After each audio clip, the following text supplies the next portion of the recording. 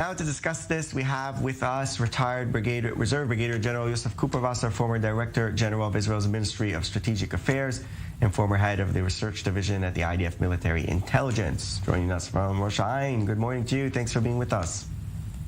Good morning, Alec. Good morning.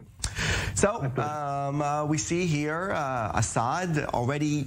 There has been a process of returning sort of to the fold of the Arab world. The Emirati foreign ministers already visited Damascus. What do you think is prompting this move of the United Arab Emirates towards Syria, potentially trying to get Iran out of Syria? Maybe also one of the things happening here. I'm not sure about trying to get Iran out of Syria. They're adjusting themselves to a situation where the United States is much less involved in what's going on in the Middle East. And they see Iran coming up. The agreement that is about to be agreed upon is an indication of how weak the United States is in the Middle East, at least. And probably not only. We had some earlier indications with what happened in Afghanistan. And so the Emiratis have to compensate for the weakening of the Americans as a source for stability and security for them. And they are getting closer to Israel on the one side and to Iran on the other, and showing this gesture to the butcher from Damascus is a message that they are ready to get closer to the Iranians.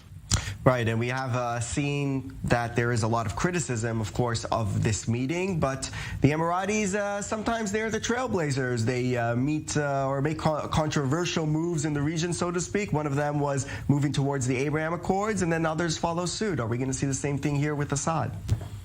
I'm afraid yes. I'm afraid yes. More countries are going to open their gates for Assad and welcome him.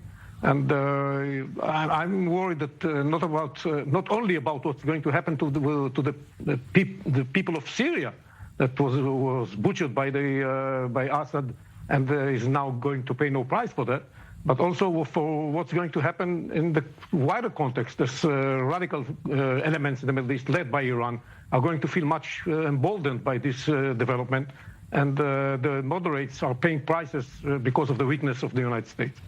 And yeah, you're mentioning here the United States, and we saw there sort of a condemnation by the State Department, but it kind of seems like sort of empty words, basically saying don't do this because it's wrong. But in the meanwhile, countries like the United Arab Emirates are thinking about their own interests. And Assad is firmly seated in his seat in Syria. He's won the civil war pretty much at this point. He's there to stay. And it seems like the U.S. is not able to exert any real influence on this issue, but also on other issues. Well, they gave up their influence, the potential influence. They gave up intentionally. And so there's no wonder that more than just words, they can't do much. And that's the situation right now.